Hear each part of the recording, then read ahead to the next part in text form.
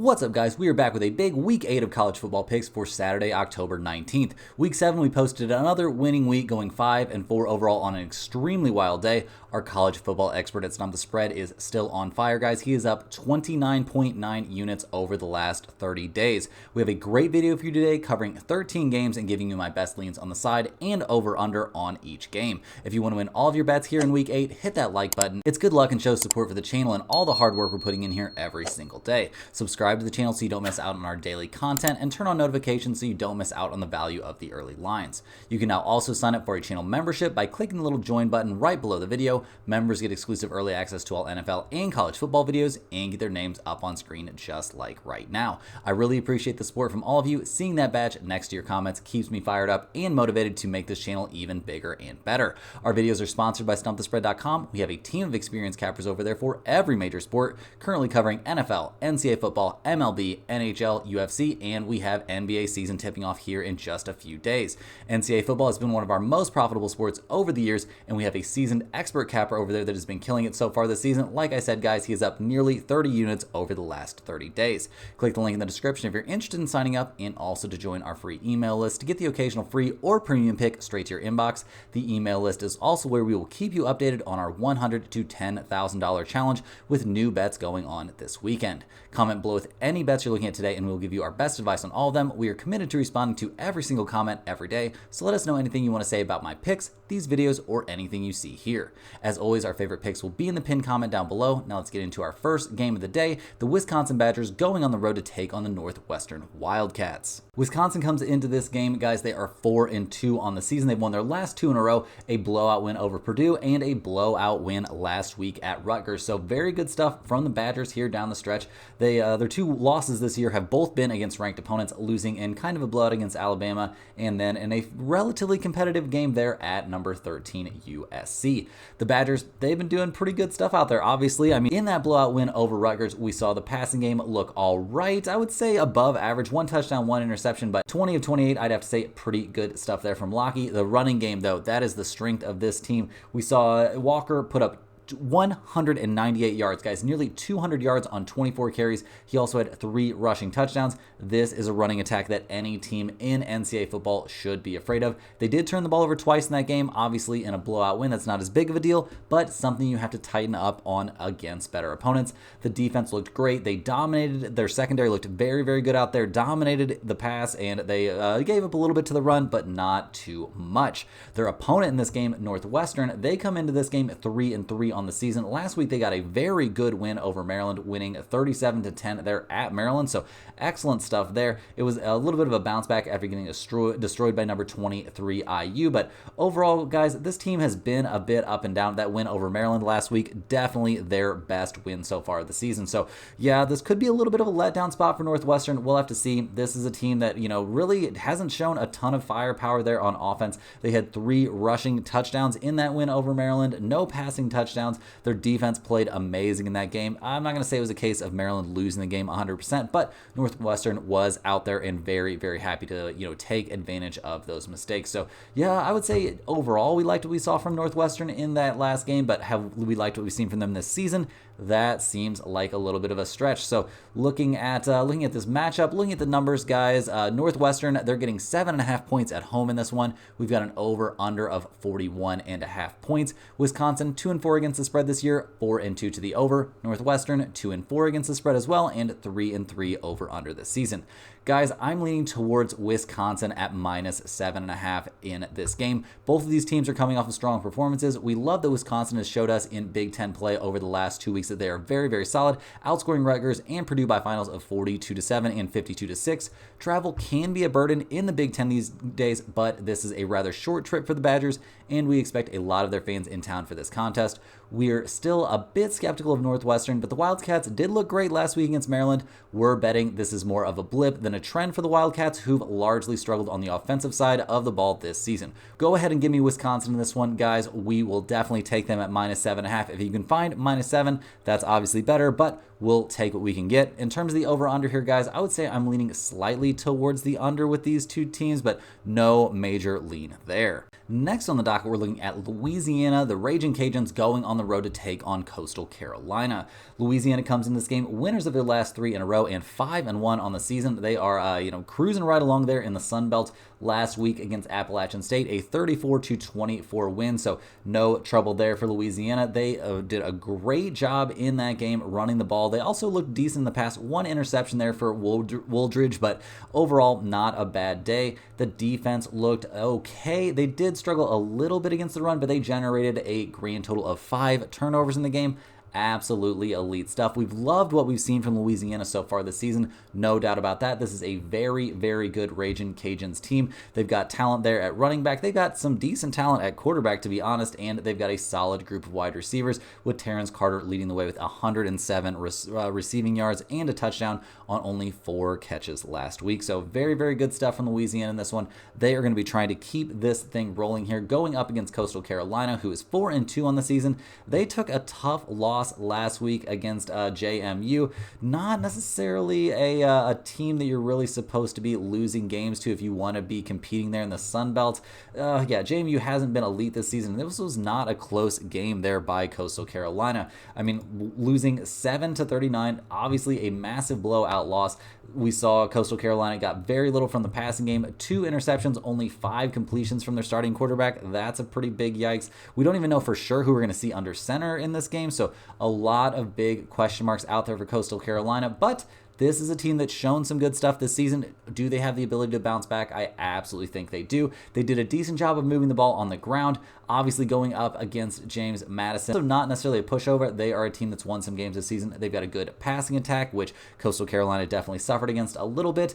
And generally speaking, guys, we saw, this team did not, Coastal Carolina didn't have a great time against the run. Not an amazing defensive team, but they've shown better things than they showed in that game, guys. This was a big letdown there for Coastal Carolina coming off of that win over Old Dominion. They played a decent game against UVA, obviously a big step up in competition there, and they, put some points on the board, did some positive things out there. So I don't think it should be all doom and gloom here for Coastal Carolina. They get to go back at home to play this game, and they are definitely in a big bounce back spot. Looking at the numbers for this game, guys, we see Coastal Carolina getting 5.5 points at home. We've got an over-under of 56.5 in this game.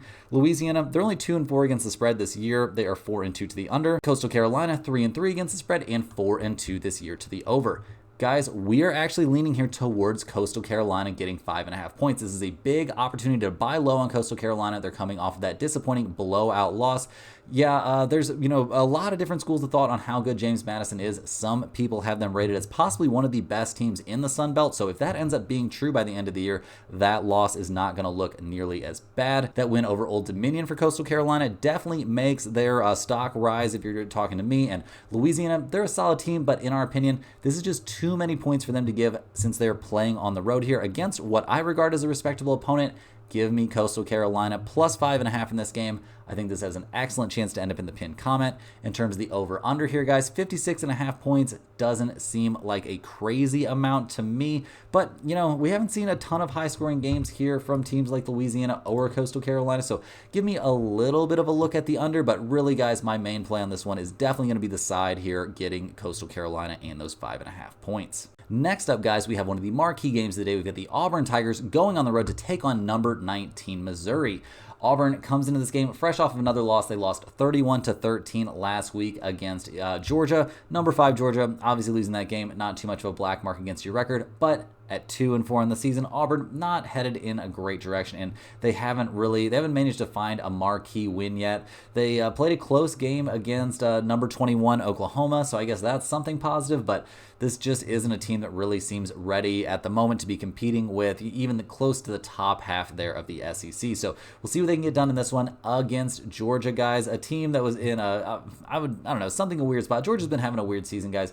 We saw the passing game look mediocre from Auburn, 200 passing yards. yards, whatever, but no touchdowns, no interceptions. I guess at least they didn't turn the ball over. The Auburn running game did look good, so got to give him some credit there for sure. Hunter putting up 91 yards on 13 carries and a rushing touchdown.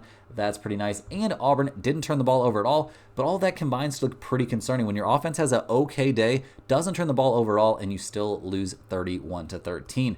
The Auburn defense not impressing me too much. They gave up 2 passing touchdowns, allowed Carson Beck to complete 23 of 29 passes.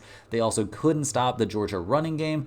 They generated 0 turnovers of their own, so just not an amazing performance there from Auburn. So we'll see what they can get going here against Missouri. Obviously not the easiest opponent. The Tigers come into this game 5-1 on the season. Their only loss there was at Texas A&M. They did get blown out 41-10 in that game, but they bounced back well last week with a good win over UMass. Obviously not the toughest opponent there, but they dominated in that game 45-3. So generally speaking, like what we're seeing from Mizzou this season overall, they did play a very tough game against Vanderbilt, but that is a team that's looking pretty impressive at the moment. So overall, guys, this is a very good Missouri Tigers team. They're a very potent offense that they showed last week, scoring those 45 points.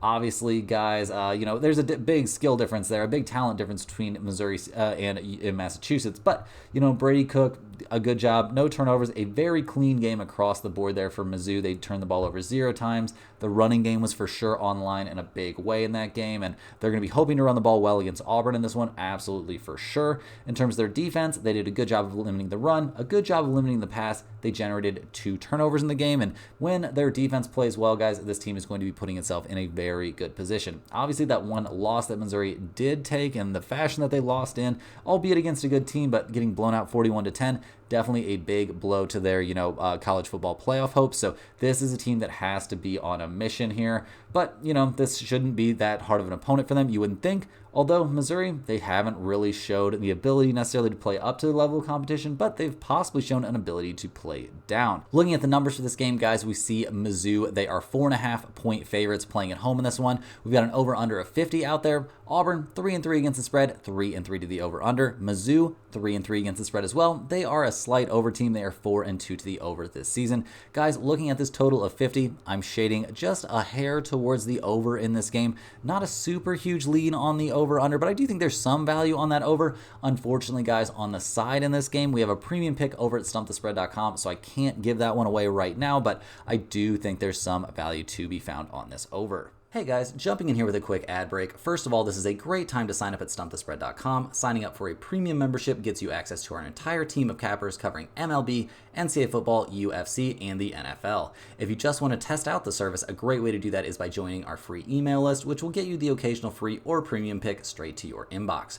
Just to clarify some of the questions we've been getting, I'm not the NCAA Football capper for stumpthespread.com. These YouTube picks are obviously free to everyone and are just what I'm seeing out there. We have an expert with nearly 15 years of experience that covers NCAA football, and the research he puts in keeping track of all of these teams is actually wild. His in-depth knowledge has made college football one of our most profitable sports, bringing tons of value to our premium members. Don't forget to like this video and subscribe if you're new, and become a channel member for early access to all of our NCAA football and NFL videos. Now, guys, back to the games. Next on the docket, guys, we're looking at the UCLA Bruins going on the road to take on the Rutgers Scarlet Knights. UCLA not having a great time this year, guys. They won their season opener against Hawaii 16-13, so by only a single field goal, and they have followed that up with only losses thereafter. Obviously, they've been playing a pretty rough schedule. I mean, they played at LSU, they played against Oregon, they played against Penn State, but they didn't keep things particularly competitive in any of those games.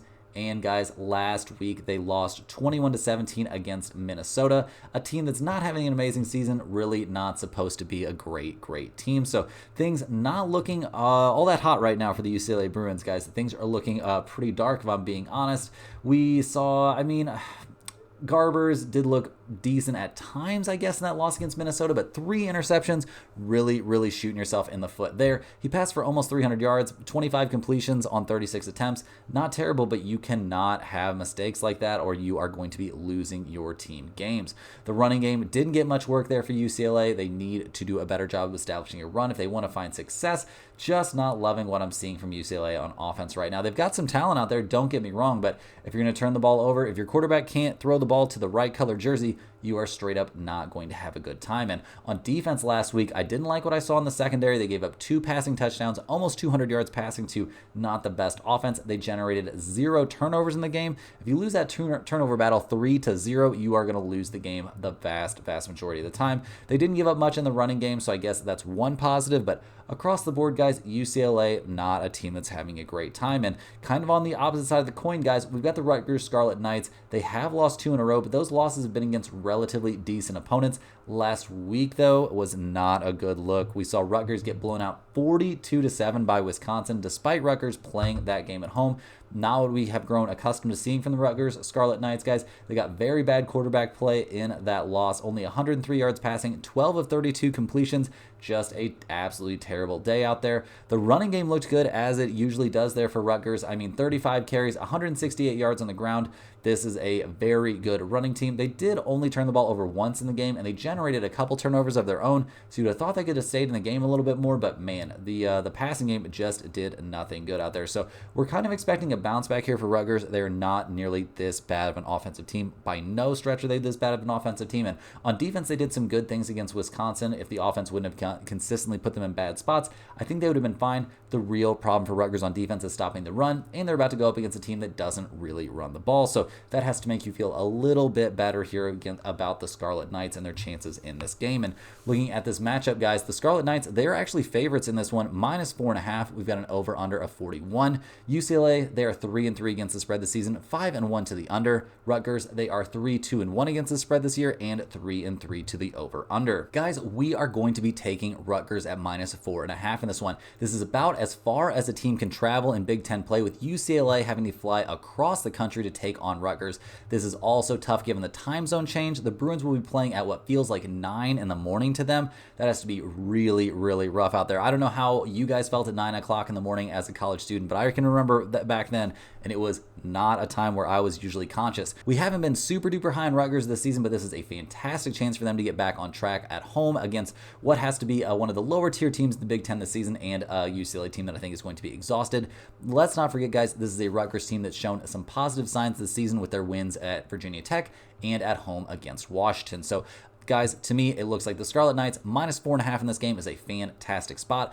I also think it's worth taking a look at the over-under here. I would say under 41 might be slightly in play, given UCLA's trends and the fact I don't think they're even going to be able to keep their eyes open for this game hardly. So yeah, go ahead and give me a little taste of the under, but the real value in this game is going to be on the Scarlet Knights against the spread. Moving right along here, guys, we are looking at one of the marquee matchups of the day. We've got number 7 Alabama going on the road to take on number 11 Tennessee. Alabama comes into this game fresh off of a desperately needed crazy 27-25 win there over South Carolina. They needed that win as a bounce back over the, after their terrible, maybe not terrible, but after their very, very crazy loss there against Vanderbilt last week against South Carolina. The Crimson Tide really had to dig deep. They were losing in that game at a couple different points and managed to come out with the very, very narrow win. In that win, guys, we saw mistakes again from the quarterback position. 2 interceptions out there for Milroe. He's got to clean up those mistakes. 209 yards passing. He also ran the ball for 2 touchdowns and 36 yards, but on 18 carries. That's looking a little bit problematic. We saw the running game look a little bit in trouble there, but they had to throw the ball a lot in that game, so kind of a rough outing for an Alabama team that seemed like they were still a bit discombobulated from that loss against Vanderbilt. On the defensive side of the ball, we saw them generate 4 turnovers actually. 1 interception, 3 recovered fumbles. This is a potent defense that can force some turnovers. They gave up only 238 passing yards, not terrible there. They did struggle a little bit against the run, but I don't think it was an end of the world type performance there. I mean, this is a team that's going to give up a little bit on defense, but if they can generate some turnovers, all those problems go away pretty quick, because this offense definitely has what it takes to put the ball in the end zone. So we'll see what they can do here against a very elite opponent. They are taking on number 11 Tennessee. The Volunteers come into this game fresh off of a very tight win against Florida. Not a team that's found a lot of success this season. They really needed that win, the Volunteers did, because they had just lost the week before that 19-14 at Arkansas. So a lot still to prove here for the Tennessee Volunteers. Maybe some overreactions were going on about this team earlier in the year, because there's clearly issues that need to be addressed. They needed overtime there to beat Florida, despite Tennessee playing at home in that game. We saw very questionable quarterback play from the Volunteers. The running game is really what saved them in that game, guys. Dylan Sampson, 27 carries, 112 yards, 3 touchdowns out there. So elite stuff. When you turn the ball over twice, though, and you only force 2 turnovers of your own, you're kind of putting yourself in a weird position. Defensively, giving up only 17 points is great, but that happened against Florida, guys. They are not a very good team, in my opinion. So we'll see what we can expect, see what we get from this Tennessee defense in this one. I mean, they gave up a lot to the run against Florida, which is definitely a concern here going up against Alabama and, their mobile quarterback and their very good running game. So we'll see what happens, but I have my questions here, guys. And looking at the numbers for this one, the Volunteers are +3. We've got an over-under of 56.5. Alabama, they are 3-3 against the spread this season. They are 5-1 to the over. Tennessee, they're 4-2 against the spread. They are 3-3 to the over-under this season. Guys, we are riding here with Alabama at -3. This is an opportunity to buy in lower on an Alabama team that's coming off back-to-back poor showings against Vanderbilt and South Carolina. There's no denying the talent on this Alabama squad. They are very, very good out there, and the Crimson Tide have shown they can come through on the road in very tough environments, like we saw in their 42-10 win there at Wisconsin. A lot of contests in college football come down to quarterback play, and we'll take Alabama's veteran quarterback Milroe over Tennessee's freshman quarterback. We haven't been quite as high on, as the consensus here has been on Tennessee. The Vols also haven't shown well in their last 2 outings against both Arkansas and Florida. I think Alabama comes away with a big win in this one, definitely giving the Crimson Tide here on the road at -3. In terms of the over-under, I'm shading maybe just a little bit of a hair here towards the over. 56.5 feels like a lot of points, but I think both teams will score in this game, so I think we can get over that total pretty comfortably, with Alabama winning this game at the end of the day by at least more than this field goal. Next on the docket, guys, we have a MAC showdown between the Toledo Rockets and the Northern Illinois Huskies. Toledo comes into this game fresh off of a loss last week at Buffalo, and at 4-2 on the season, they still have some work to do. Last week at Buffalo, guys, I mean, one of the best teams there in the MAC, it's looking like. They ended up coming up, pretty far short, 30-15 loss. The Toledo passing game did look good out there for sure, no doubt about it. 2 passing touchdowns, 372 total yards between their 2 quarterbacks. So, decent stuff there in the passing game, no turnovers, but the running game looked very, very questionable. We also saw Toledo turn the ball over twice, so maybe not a banner day for them there on offense. Obviously, only scoring 15 points doesn't really make you look too good out there, and the running game not being effective is obviously a big, a big reason to be concerned about this offense. On defense, giving up 30 points, well, maybe not the end of the world, also not the best look. They limited the pass, sure, but Buffalo's not really a team that's trying to pass the ball a ton. They couldn't get anything to work against that Buffalo running game, guys. Toledo gave up 230 plus yards in the running game, 3 rushing touchdowns. They just had absolutely no answers there. So if they can't stop the run, things are going to look pretty bleak. They did generate 0 turnovers in the game as well. So just not a lot of positives there for Toledo in this one. Not a great defensive effort, not an amazing offensive effort either. They're definitely going to have to be trying to bounce back here as they go on the road to take on Northern Illinois, who come into this game fresh off a 17-7 win there over Bowling Green. At 1-1 in MAC play, obviously they're in the middle of the pack still, but at 4-2 on the season with a win over Notre Dame mixed in there, and a very close loss against Buffalo, a competitive game against NC State. This is a team that still, has shown that it has plenty of talent here and could win some games even against some very, very good competitions, even when they're stepping up in talent level. In their game against Bowling Green, guys, they didn't need to pass the ball. They were dominating through the running game. And when they did pass it, guys, Holst looked pretty good out there. 10 of 14, only 89 yards, but no turnovers. This is a team that knows how to move the ball on the ground. This is a team that knows how to avoid turnovers. And guys, they can play some defense out there. They gave up under 100 passing yards. They gave up just barely over 100 rushing yards on 33 running attempts. This is an elite defense. They generated a couple of turnovers in the game. When you win that turnover battle 2-0, you're going to come out on top all the time, guys. This is a very, very good Illinois team. They're balanced. They're good on offense. They're good on defense. This is a team that absolutely knows how to win. So looking at the numbers for this game, we see Northern Illinois. They're the favorites at home at -2.5. We've got an over-under of 43.5 out there. Toledo, they're 3-3 against the spread this season. They're 5-1 to the over. Northern Illinois, they're 3-1-2 against the spread this year, and they're 3-2-1 to the under. Guys, we are riding with the home team in this one. Give me Northern Illinois -2.5.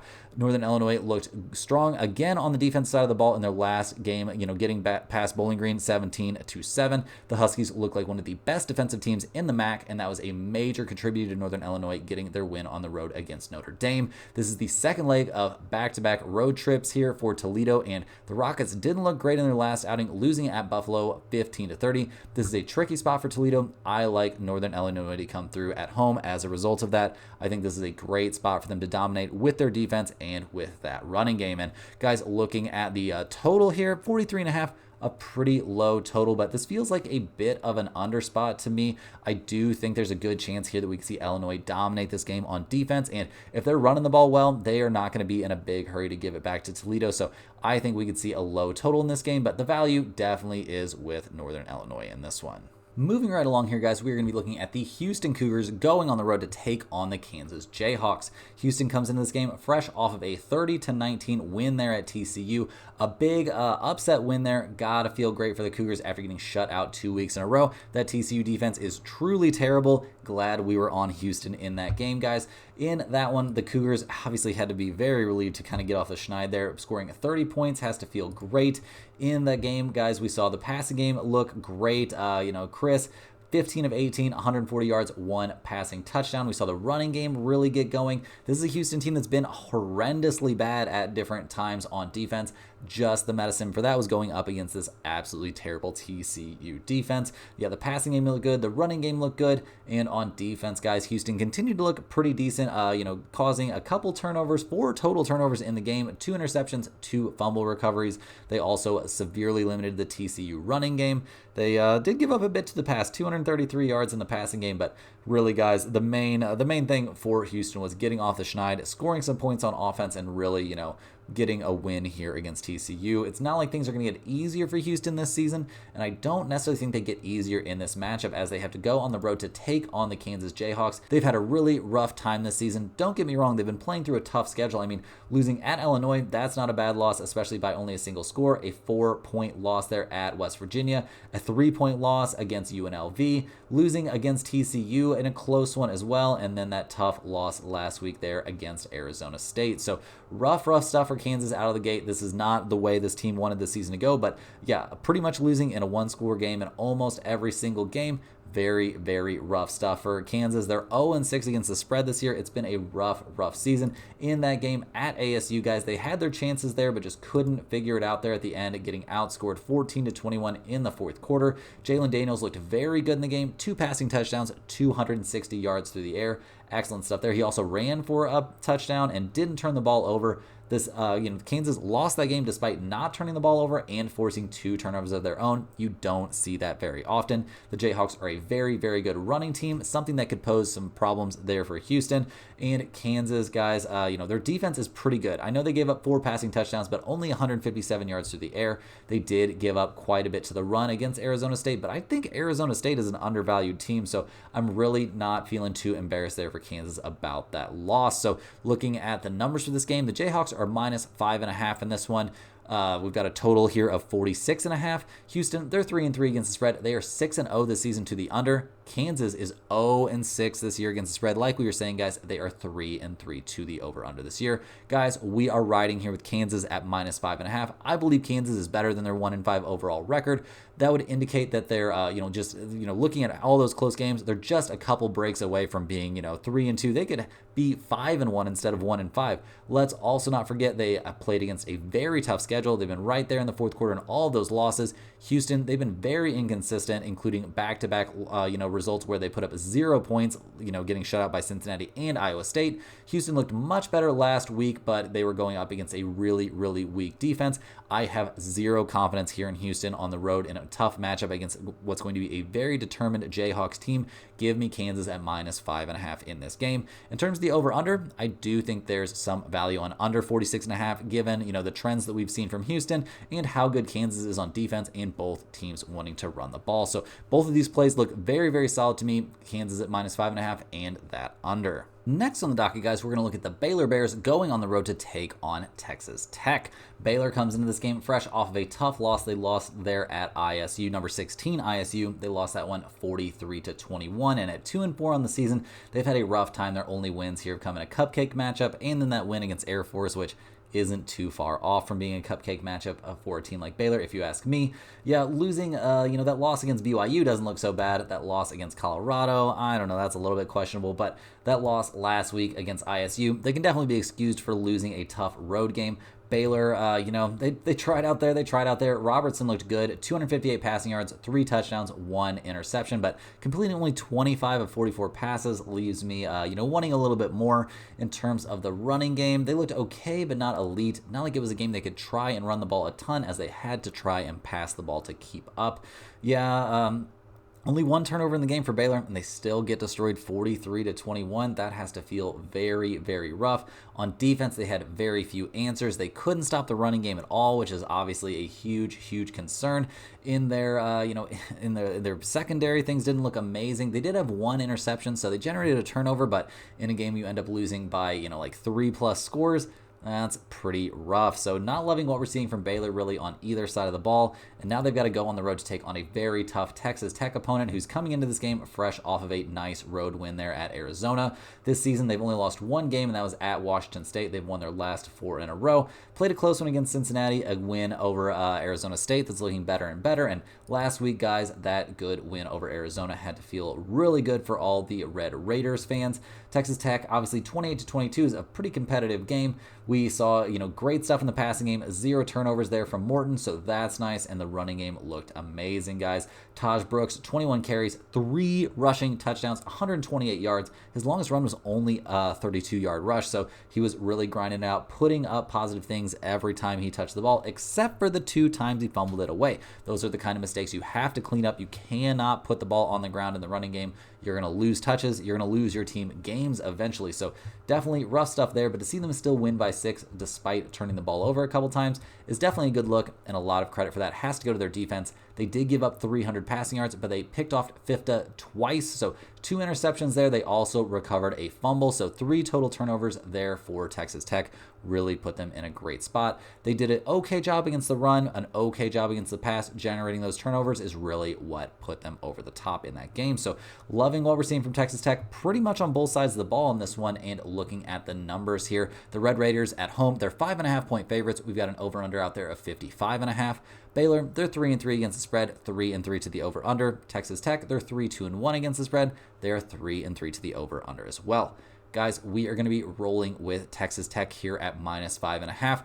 Yeah, under a touchdown at home is a really nice spot. They are one of the hottest teams in the Big 12 right now. It feels like great value here since they're going against Baylor. They're 2-4 overall, 0-3 in conference play. The Red Raiders have been playing great, picking up 4 wins in a row against respectable opponents, and we rank Texas Tech significantly higher on the offensive side of the ball compared to Baylor, and that should be the difference maker in this game. Winning by only a touchdown. We can even have a missed, extra point mixed in there and be okay.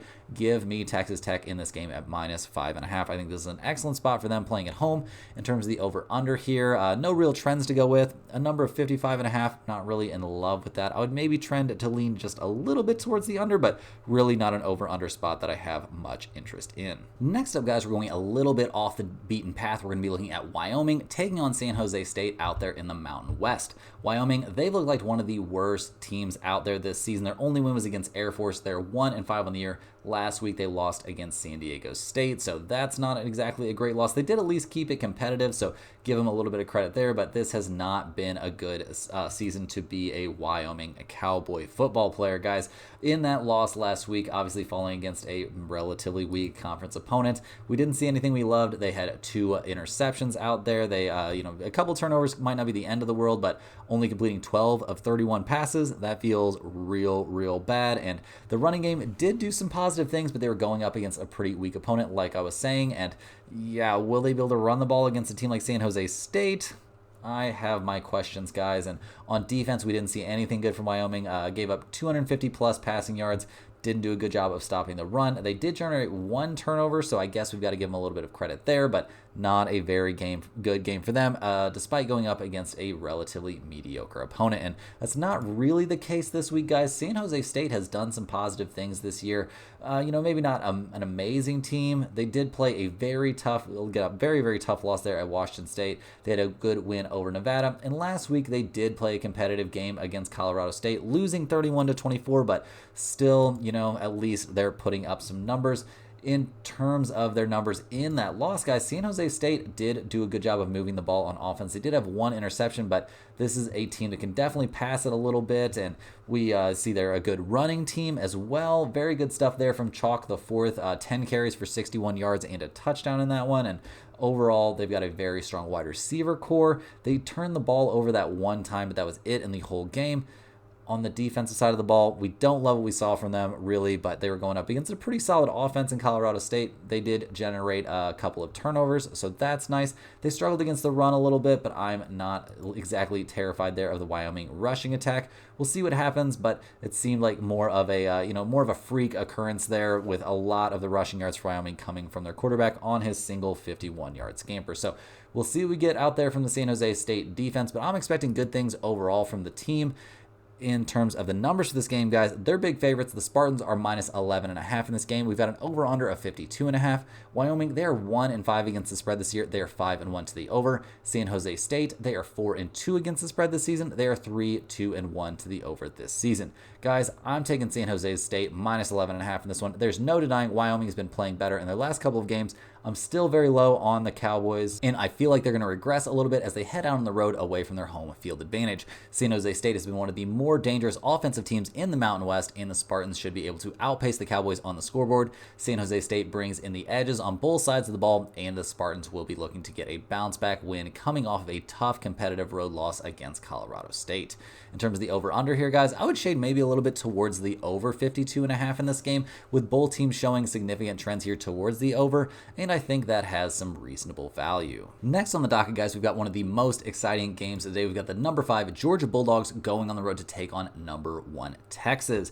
Georgia comes into this game 5-1 on the season. Obviously, that lone loss was at Alabama in that barn burner of a game. They followed that up with a win over Auburn and a win last week over Mississippi State, the worst team in the SEC. So not a ton we can take from that, except for the fact that maybe Georgia is being overvalued here. They won that game against Mississippi State 41-31, only by 10 points. Yeah, it was a weird game, guys. Georgia not looking as dominant as you would expect. We saw Beck get picked off twice, despite passing for nearly 460 yards and 3 touchdowns. Those 2 interceptions, not a great look. Those mistakes really will pile up. We did see Georgia be able to move the ball well in the running game, but the most concerning thing right now for Georgia needs to be shoring up that defense. It looks terrible. Gave up 31 points last week to Mississippi State. Gave up 3 passing touchdowns, 1 rushing touchdown. Despite Mississippi State not getting to focus too much on the run, they still managed to have 79 rushing yards. They had no answer out there in the secondary for Kevin Coleman Jr., who had 8 receptions for 103 yards, and just not liking at all what we saw from Georgia on defense last week. And it's not like this has been an amazing defensive team over the course of the season either, guys. They are, they've had some games they've given up a ton of points. Giving up 13 to Auburn is whatever, but Auburn is terrible. They, stifled Clemson in week 1, but Clemson's not exactly lighting the world on fire, and giving up those 41 points against Alabama, really not leaving a great taste in my mouth. So not super high on what we're seeing here from the Georgia Bulldogs. We're going to see what they can do here in a big test going up against the Longhorns, who are still undefeated on the season. They come into this game fresh off of a blowout win in the Red River rivalry game. They're winning 34-3 against Oklahoma. It's their second very convincing win over a ranked opponent this season. And last week in that win over Oklahoma, things got off to a pretty good start there. Texas didn't score in the first quarter, and then in the second quarter scored 21 unanswered points, and the 3 points they gave up in the first quarter were the only points they would give up in the entire game. We saw good stuff there from Ewers, 199 passing yards, 1 touchdown. He was picked off once, so that's a little bit of a problem, but The Longhorns running attack looking absolutely devastating out there. Very, very good stuff in the running attack. They only had that one turnover in the entire game. And on defense, guys, they didn't need a ton of turnovers. They got a couple, don't get me wrong, but they didn't need a ton as they were dominant in the secondary. They were dominant against the run. This is just looking like a very, very good Texas Longhorns team absolutely across the board. So looking at the numbers for this game, guys, we see the Longhorns, they're 4.5-point favorites playing at home. We've got an over-under of 56.5. Georgia, they're only 1-5 against the spread this year. They are 4-2 to the under. Texas is 5-1 against the spread. They are 3-2-1 to the under. Guys, I'm taking Texas here for sure at -4.5. I feel like Georgia has been a bit overvalued this season, and even with the spread shifting away from Texas, I don't care. We still feel like the Longhorns at home are getting decent value, giving under a touchdown. I know this is a bit of a letdown spot for them after last week, but I'm not worried about it. 3 of Georgia's last 4 games haven't looked great, with close wins coming against opponents like Kentucky and Mississippi State, along with looking terrible early in their loss at Alabama. Texas has been consistently dominant throughout their 6-0 start, and we look for a focused and motivated Longhorns team looking to prove themselves as they win and cover in this matchup. In terms of the over-under, I definitely think under 56.5 is very, very live in this game. I don't think we're going to see a crazy amount of offense. I think the Longhorns can slow down that Georgia passing attack and the Georgia run, and I think that, Georgia maybe has enough to do something on defense. Getting over 56.5 points is going to be rough unless we see both teams scoring a ton. So definitely give me a look there at the under. Next on the docket, guys, we've got number 17, Kansas State, going on the road to take on West Virginia. Kansas State comes into this game fresh off of an emotional 31-28 win there at Colorado. The Wildcats are 5-1 on the season, and they've won back-to-back very, very solid games. Seeing the passing game look decent against Colorado, not a massive surprise. 1 interception, though, not a great look, but the running game was absolutely dominant, guys. DJ Giddens, 25 carries, 182 yards down the ground. Dominant stuff. Kansas State only had that 1 turnover. A very good game from them, and they're going to have to, continue to play well. They did look good on defense shutting down the run, but Colorado is not a team that tries to run the ball anyway, and they looked very vulnerable there to the Sanders passing attack. This week, they're going to be going up against a completely different opponent. West Virginia comes into this game fresh off of a competitive but tough loss there against a very tough opponent there in Iowa State. The week before that, they won against Oklahoma State. The week before that, they won against Kansas. This is a team that's shown the ability to be pretty tough out there in the Big 12. In that loss against Iowa State, guys, we did not hate what we saw from West Virginia. Obviously, giving up 14 points, and only scoring 6 of their own in the fourth quarter is a tough look. The passing game wasn't great, but that running game continues to show a lot of promise, and the defense didn't look terrible, only giving up 1 passing touchdown, really making Iowa State earn it there in the running game. Even though Iowa State's a more talented team, West Virginia never stopped putting in the work there. So looking at this matchup, guys, we've got the West Virginia getting 3 points playing at home in this game. We've got an over-under of 55.5. Kansas State, 2-4 against the spread this year, 3-3 to the over-under.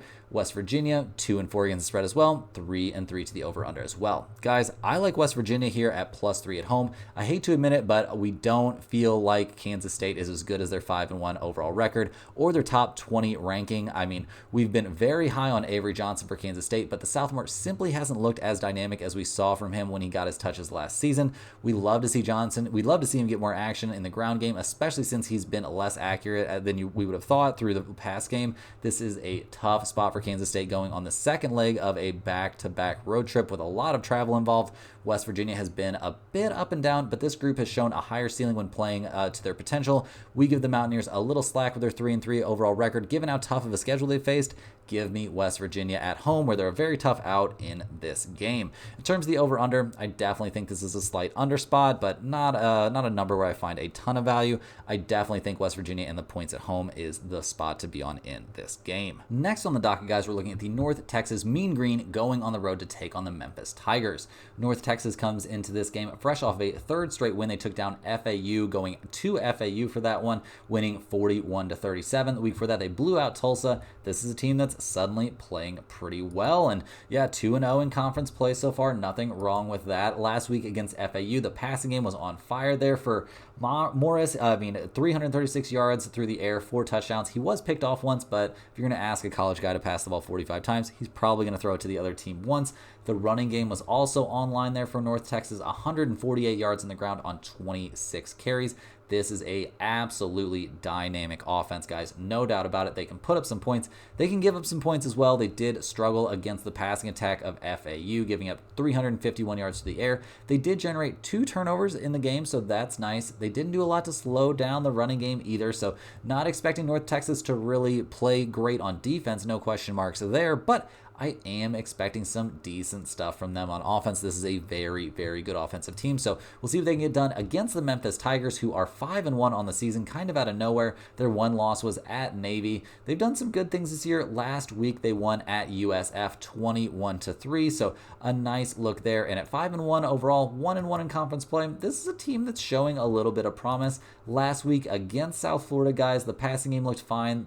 We did see Hennigan give up 1 interception, and I mean, that was the only turnover Memphis had, but not necessarily a banner day, completing only 28 of 40 passes. We also saw the running game look decent, maybe not dominant, though. I mean, we did see Brandon Thomas break off a 38-yard rush, but when you had 13 carries for 67 yards and 38 of those yards came on 1 run, that's not exactly an elite day.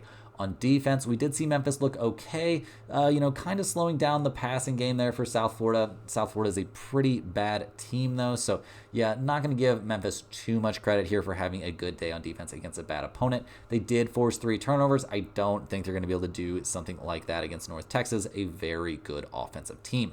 Looking at the numbers for this one, guys, we see Memphis. They are 12-point favorites playing at home. We've got an over-under of 68.5 in this game. Looking at the trends here, North Texas, they're 3-3 against the spread. They are 5-1 this season to the over. Memphis is 4-2 against the spread and 5-1 this year to the under. Guys, I'm taking North Texas getting 12 points on the road in this game. They are one of the most dangerous offensive teams in the group of 5, which means it could be difficult for Memphis to separate enough on the scoreboard to cover such a large spread. North Texas hasn't received much respect from the odds makers this season, and it looks to be another situation where the 5-1 Mean Green are being overlooked. Chandler Morris has been outstanding for the Mean Green, 20 touchdowns, nearly 2,000 yards through only 6 games. Memphis is one of the best teams in the ACC, but it's not a stretch to say North Texas has been better than Memphis offensively this season. Go ahead and give me the points in this game. I think they've got a lot of value in terms of the over-under of 68.5. That's a ton of points. Obviously, expecting tons of offense in this game, you could definitely talk me into the over 68.5 in this one. I think we're going to see an absolute fireworks show with North Texas maybe even having a chance to win this game down the stretch. Last but not least, guys, we're going to be looking at the Kentucky Wildcats going on the road to take on the Florida Gators. Kentucky comes into this game fresh off a 20-13 loss against Vanderbilt. They, a little bit of a letdown spot there after a big road win at Ole Miss where they won at 20-17. We've seen all kinds of different versions of Kentucky this season. That 1-point loss against Georgia, maybe losing a little bit of its shine, getting blown out by South Carolina early in the year, not looking great. We'll see what this team turns into as the season progresses at 3-3 on the year, out there in the SEC and keeping themselves in all of these games. I'm not going to be looking down here on the Wildcats too much, guys. I think they've done some positive things in that loss against Vanderbilt. Obviously, the defense looked good, giving up only 20 points against a very good team. The offense was another story, guys, and just still not getting amazing quarterback play. The running game continues to be good, so got to give them credit there, absolutely. But is this necessarily an offense that I am, super afraid of? Well, if they can run the ball, there's reason to be afraid, but they are not going to be able to pass the ball. On defense against Vanderbilt, they forced an interception, gave up under 150 passing yards. They did give up 145 rushing yards, so that's not the best look. But Kentucky is, no doubt about it, definitely a decent defensive team. They're going to make you earn it out there. They're absolutely going to make you earn it. So we'll see what they can do here against the Florida Gators, who got a very close loss last week against Tennessee. Not a lot of people seeing that one coming. Yeah, 23-17 loss there at Tennessee. This is a team that's found some success after, a pretty slow start to the season. I'm not super high on the Florida Gators, to be honest, guys. They've done some good things this year, but they're not ready to compete with the upper echelon teams there in the SEC. I don't think that's a huge surprise to anyone, although there was a lot of hype, going into week 1. A lot of people were saying they were going to knock off Miami. That did not go in Florida's favor. Last week against Tennessee, we did not hate what we saw, obviously, but yeah, losing in overtime against one of the top 10 teams in the nation, nothing to be ashamed of there. They played very, very well on defense. I don't know if we can expect that to continue. We saw much better quarterback play than we've grown to expect. They only turned the ball over twice in the game, which is nice for Florida, a team that struggled with that kind of stuff, and the running game did look elite. So we'll see what they can do out there going up against Kentucky. Looking at the numbers for this game, guys, we see the Gators are getting a couple of points at home. We've got an over-under of 42.5.